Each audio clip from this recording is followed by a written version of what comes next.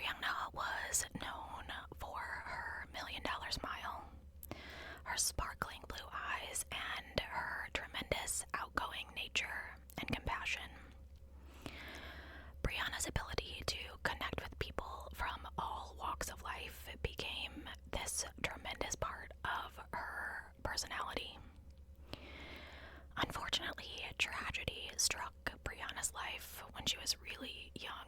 Her father died suddenly when she was just 6. But this did not break her family apart. This loss forged an unbreakable bond between Brianna and her mother, Bridget. I know this feeling. Bridget later recalled that the two of them had to team up, that Brianna became very protective of her, and for good reason, because Bridget was all that she had left. Brianna graduated from Reno High School in Reno, Nevada in June of 2006.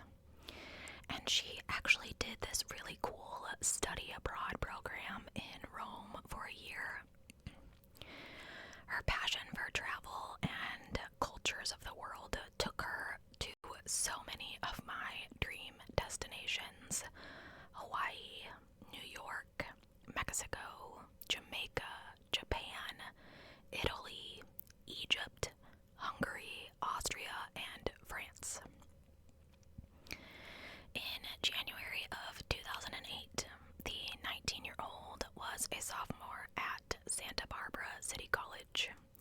She was majoring in child psych, and despite the difficulty of being separated from her mother for the first time, Brianna went to California to pursue her dream of working with children. And at Santa Barbara, Brianna flourished. She was thriving academically. She had developed a close circle of people she could count on, and she was in a relationship with a boy who lived in Oregon. Life was good for the young woman whose friends described her as having such a good heart.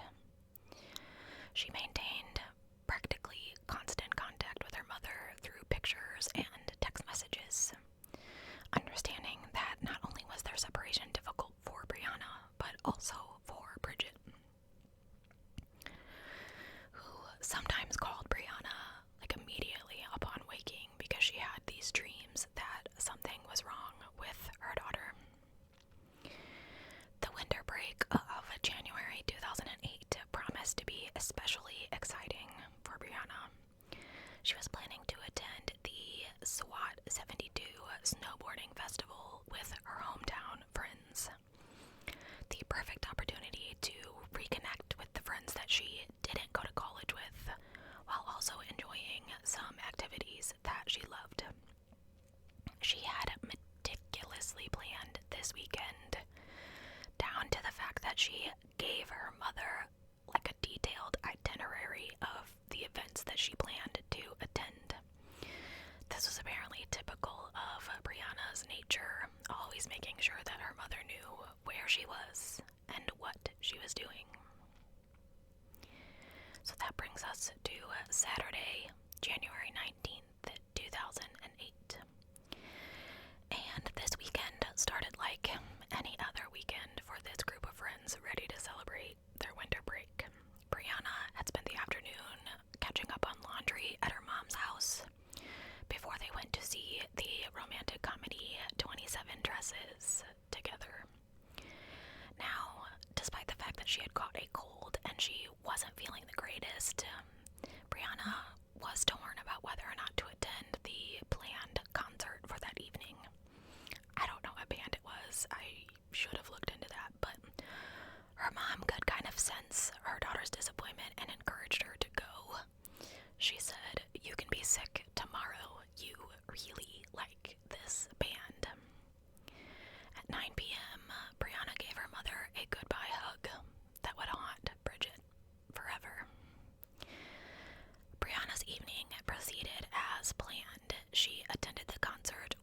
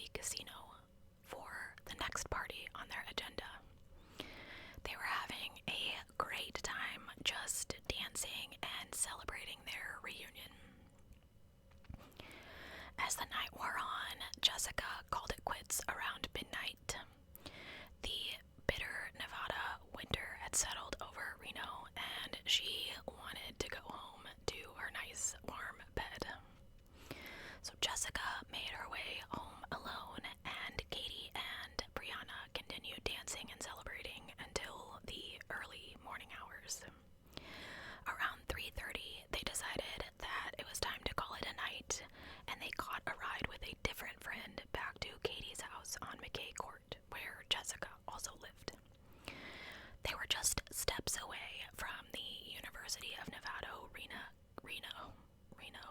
Reno campus. The burnt orange two-story rental house had this reputation among their circle of friends. It operated with the casualness of a hotel where people kind of came and went freely. The doors were always unlocked, and this atmosphere made it comfortable just as a gathering place for their group of friends. I had a friend like this in high school. But it also created a vulnerability that none of them ever considered until this. So Katie and Briana arrive home in the early morning darkness, and Briana is kind of unsure about where she wants to sleep.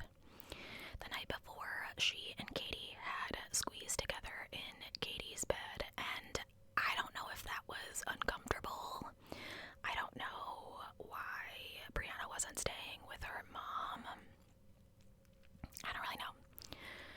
But Briana decided to give Katie some space, so she decided to bunk down on the living room couch.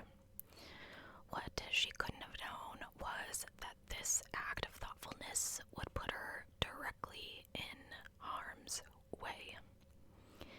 The couch sat within clear view of a glass-paneled front door, which, like every other door in this house, remained unlocked throughout the night. At around 4 a.m., the two friends exchanged goodnights, with Katie heading upstairs and Briana settling on the couch with a borrowed pillow and blanket. The house grew quiet, broken only by the sound of Briana's phone as she sent what would be her final text message to her boyfriend in Oregon around 4:23 a.m. After that, silence fell over the McKay courthouse, and Briana Denison was never seen alive again. When Katie and Jessica woke up around 9 and they ventured into the kitchen to make breakfast, they immediately noticed something was kind of strange. The couch where Briana had been sleeping was empty. And initially, and I thought this was kind of weird, but they thought maybe she had moved to one of the empty rooms upstairs for like more comfortable sleep. But if there were empty rooms upstairs, why didn't she just sleep there to begin with? So Katie went upstairs around 9:45 and knocked on the door to the bedroom, calling for Briana to wake up. When she got no response, she tried again, this time almost pounding frantically on the door. The horrifying realization that Briana was not in this house quickly set in. Her cell phone was there, her shoes were there, her purse, which contained her entire life, was there, but Briana was gone. She had gone to bed wearing only a tank top and her underthings, and with the freezing temperatures and the snow outside, it was completely inconceivable that she would leave without getting dressed first. And then Katie saw something that made her blood run cold. The pillow that Briana had borrowed was stained with what looked like blood. Just 2 small spots and a little bit of spatter. Katie immediately called Bridget, basically hysterically crying as she sobbed that there was blood on Briana's pillow and they couldn't find her. The blanket that Briana had used was found discarded in the kitchen, and the brown stuffed bear that she had additionally been using as a pillow was missing. For everyone involved, this nightmare was just beginning. Lieutenant Robert McDonald of the Reno Police Department's Detective Division was supposed to be off duty on that Sunday. But the phone call he got about Briana's disappearance changed everything. From the moment that he heard the details, McDonald knew that this was not just a case of a woman who had simply chosen to leave. The blood on the pillow, the abandoned personal belongings, and the freezing weather conditions all pointed to one terrifying conclusion. This was an abduction.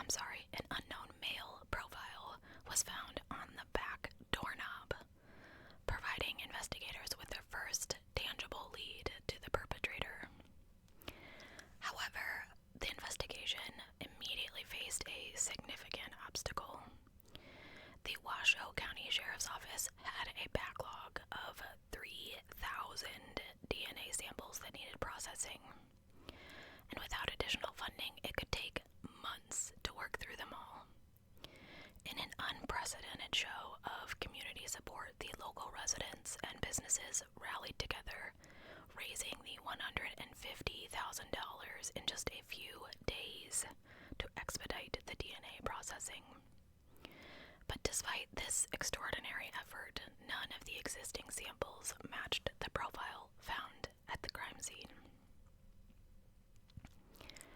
As news of Brianna's disappearance spread, it became clear that this case had captured the heart of not just Reno, but the entire nation. Electronic billboards, which normally advertised like performers and events around the city, started displaying Brianna's photograph instead. People throughout the entire community started wearing blue ribbons in support of her family, and Bridget, despite her anguish at her daughter's disappearance, became the public face of the search effort, working tirelessly with the media outlets to keep her daughter's case in the spotlight. The FBI, along with investigators from the Center of Missing and Exploited Children, joined the search effort. Canine units combed the area while helicopters circled overhead. A reward was offered for any information leading to Brianna's safe return. The community response was overwhelming. Hundreds of volunteers joined and searched. They checked drains, they lifted manhole covers, they searched fields and rivers and ditches in the bitter cold. As the investigation deepened, a disturbing pattern started to emerge.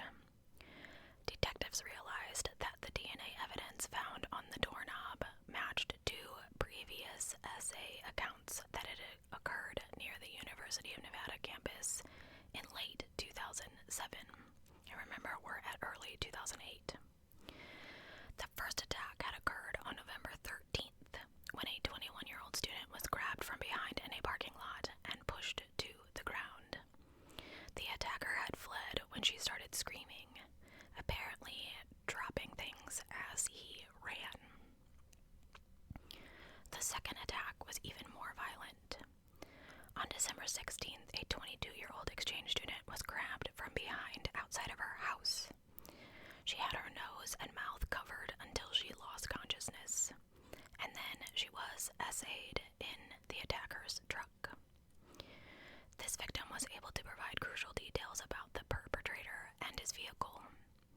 She described him as a white male with a beard and tanned arms. He was driving a truck with a distinctive radio featuring red and blue lights, and there was a baby shoe on the floor. Police also connected this man with an attempted break-in at another house, where someone had tried to force entry to the back door with such violence that the door had actually bowed inward. All of these incidents had occurred within a 4-block radius, suggesting that this perpetrator was intimately familiar with the area. Police released a composite sketch of their suspect, a white male between 28 and 40, between 5'6" and 6 foot, driving an SUV or extended cab pickup truck. Detective work revealed disturbing behavioral patterns that painted a picture of a calculated predator. The attacker kept his victims under things as trophies, which he would then deliberately leave at the scene of his next crime as like a calling card. This detail, which was initially kept from the public, suggested someone who was taunting law enforcement and taking pleasure in the psychological impact of his crimes. More than 5,000 tips poured in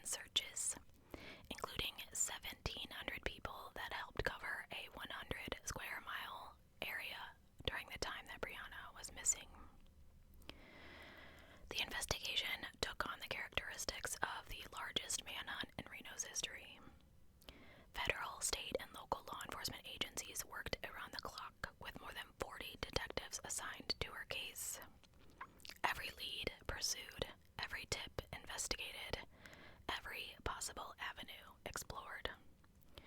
This case had become to them more than just a missing person investigation. It had become a symbol of the community's determination to find justice and to protect its most vulnerable members. The case took a turn when on February 15th, 2008, Albert Jimenez was returning from his lunch break at a Subway restaurant. As he was walking by the road, he noticed bright orange-colored fabric standing out among a pile of discarded limbs lying in a ditch. When he approached closer, he discovered that the neon orange fabric was socks attached to feet. And what he first thought was a mannequin, it's never a mannequin, turned out to be the body of a woman. Albert had heard about Brianna's kidnapping, but he didn't think that the woman that he found resembled her. However, he didn't have a cell phone, so he quickly returned to his place of employment to call the Reno police. When the police arrived to the South Reno lot, Albert was told that the victim was in fact Brianna, and on February 16th, an autopsy report confirmed that it was in fact Brianna Denison.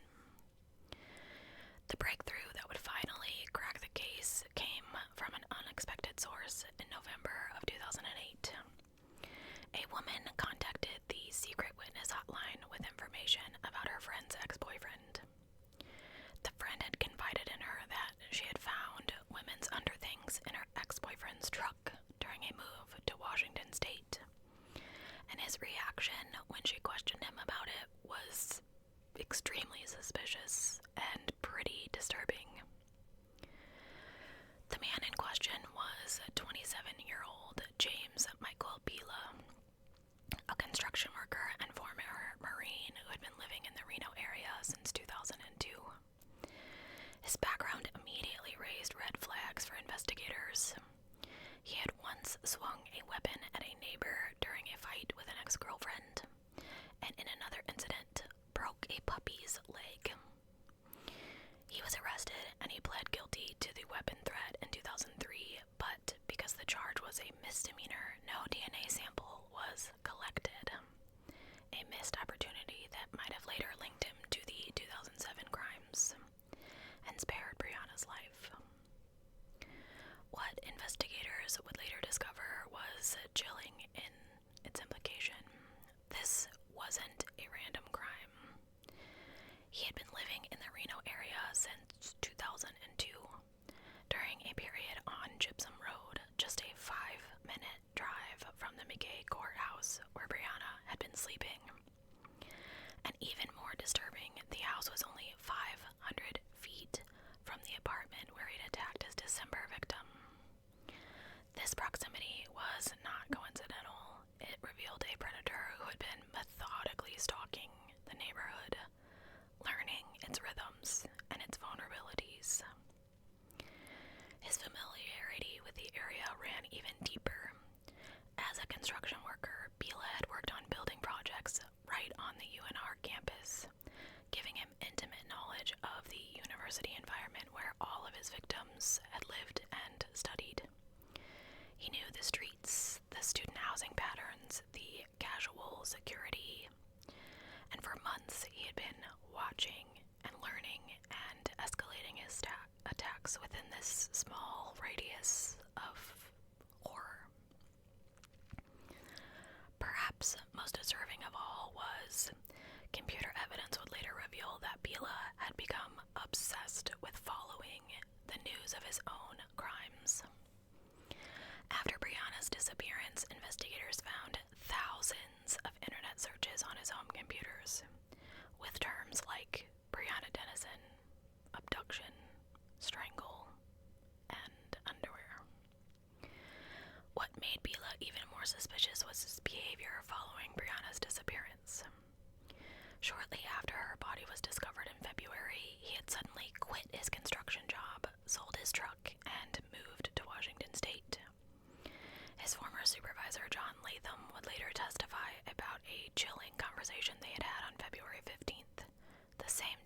Brianna's body was found. When Latham asked Bila how he felt about the discovery, Bila responded with a smile and said she probably had it coming. When detectives first contacted him by phone, his response was telling. He didn't ask what they were investigating, which was an unusual reaction for somebody who's supposedly innocent. And when officers meet with him in person, he refuses to provide a voluntary DNA sample. And then he further lied about his whereabouts around the time of Brianna's abduction, claiming he'd been with his girlfriend. She later confirmed this was untrue. However, the key to this case came from an unexpected source. Bila's 4-year-old son. When his ex-girlfriend gave permission for police to obtain a DNA sample from the child, the result provided the smoking gun that investigators needed. The familial DNA testing showed that the boy's biological father was almost certainly the same person who had left DNA evidence at the crime scene and the previous assault locations. On November 25th, 2008, as Bila went to drop off his son from the Stepping Stones Children's Center in Reno, he was taken into custody. A direct DNA sample was obtained, and it confirmed what investigators knew already. James Michael Bila was the man who had terrorized the University of Nevada campus and murdered Brianna Denison. After nearly 11 months of fear and uncertainty, the man responsible for these heinous crimes was in custody.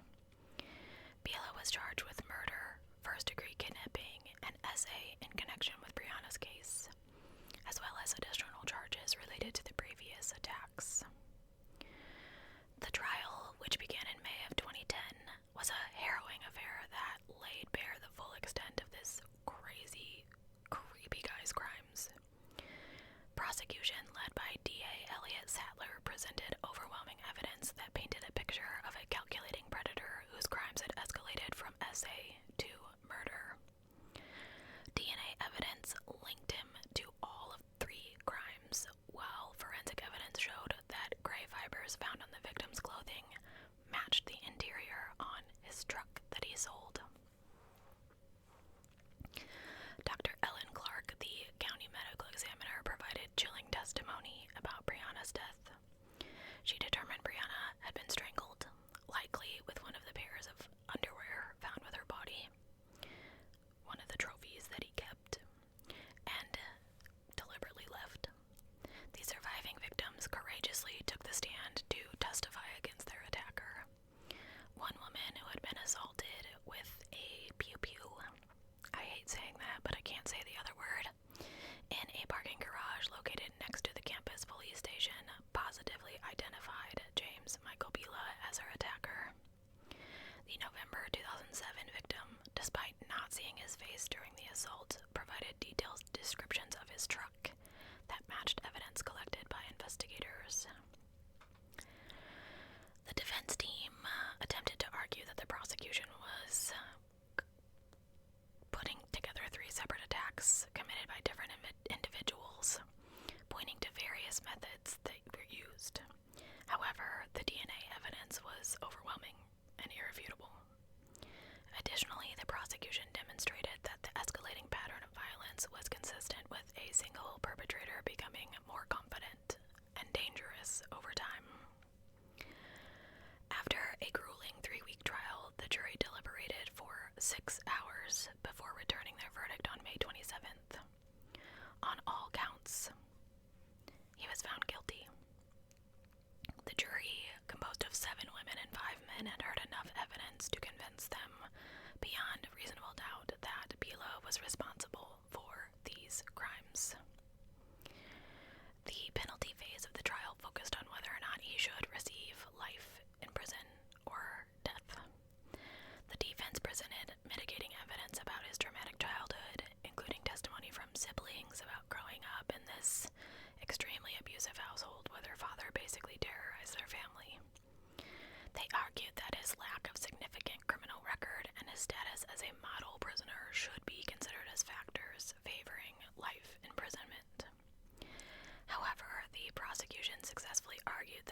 heinous nature of James's crimes, combined with his pattern of escalating violence and deliberate taunting of law enforcement through his trophy-keeping behavior, warranted the ultimate punishment.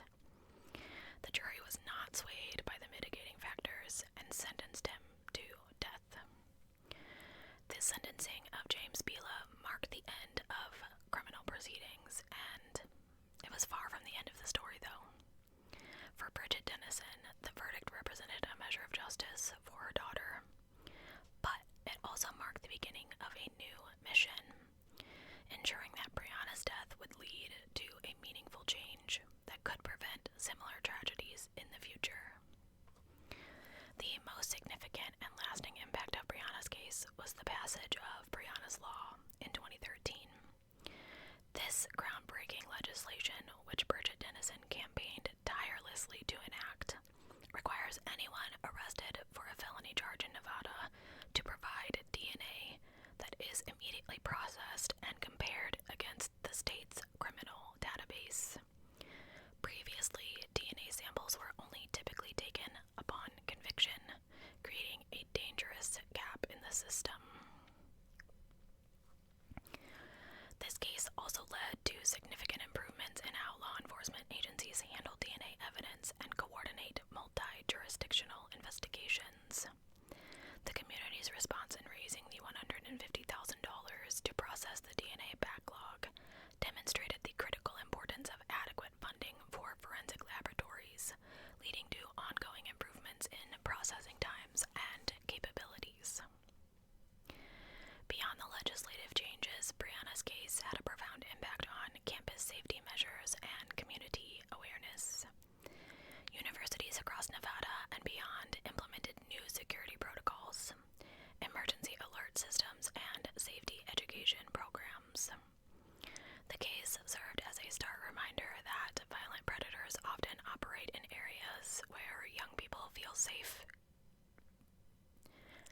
making vigilance and proper security measures essential. James Bila remains on death row at Ellie State Prison in Nevada, where he continues to file appeals, challenging his conviction and sentence.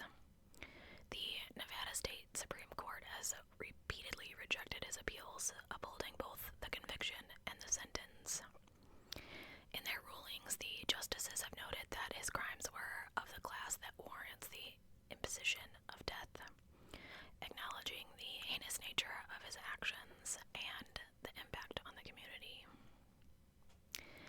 Tragically, the Denison family would face additional heartbreak exactly 10 years after Brianna's disappearance. In January of 2018, Brianna's 19-year-old cousin Caitlin went missing under mysterious circumstances, telling her family that she was traveling to Texas with a man she'd recently met. Caitlin remains missing, adding another layer of tragedy to a family that had already endured way too much. As the years have passed since that cold January night in 2008, Brianna Denison's legacy has grown far beyond the tragic circumstances of her death.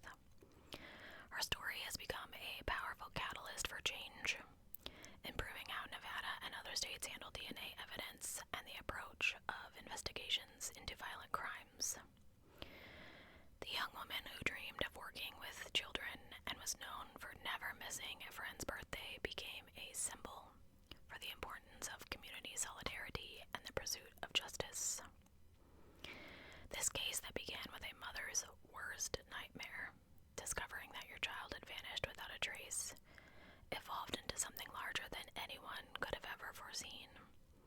It became the testament of the power of a community united in purpose, the importance of never giving up on the search for truth, and the potential for positive change to emerge from even the darkest of circumstances.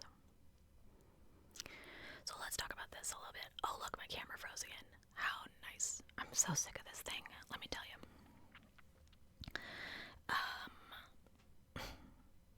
Okay, I lost my train of thought. Okay.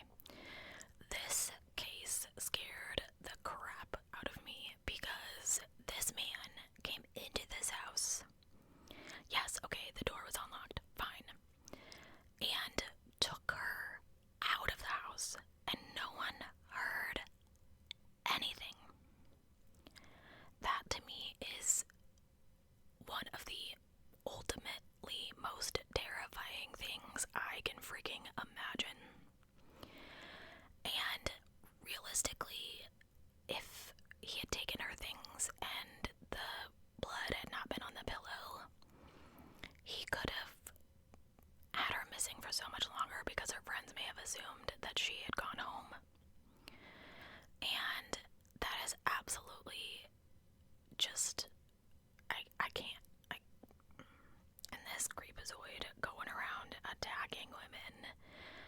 trying to say, oh, I'm innocent, I'm gonna appeal.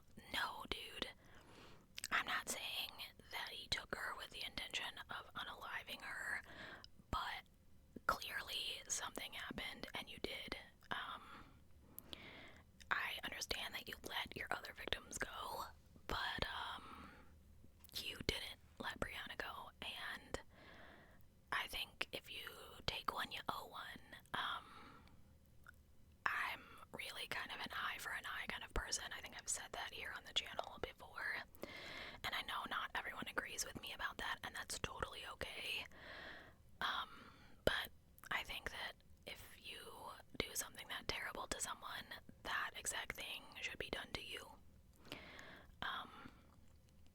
And that could be from many terrible experiences in my life where bad things have happened to me and I would like a little revenge. I'm never gonna do it, obviously, but anyway, I have heard of her cousin's case and I think I've looked into it once before, but I couldn't find much on Caitlin Denison. But I just can't imagine going through that again as a family. I've talked about this before, but when my mom went missing, when she was early diagnosed with dementia and she was still driving, this was the last time she drove, and she was just missing for 14 hours. And really, I wasn't even panicking for half of those because I didn't really think she was like missing.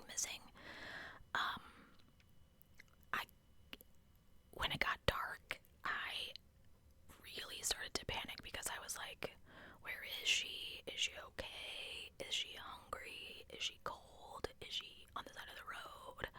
Is she on the ground? You know, so I can't, and that's my mother.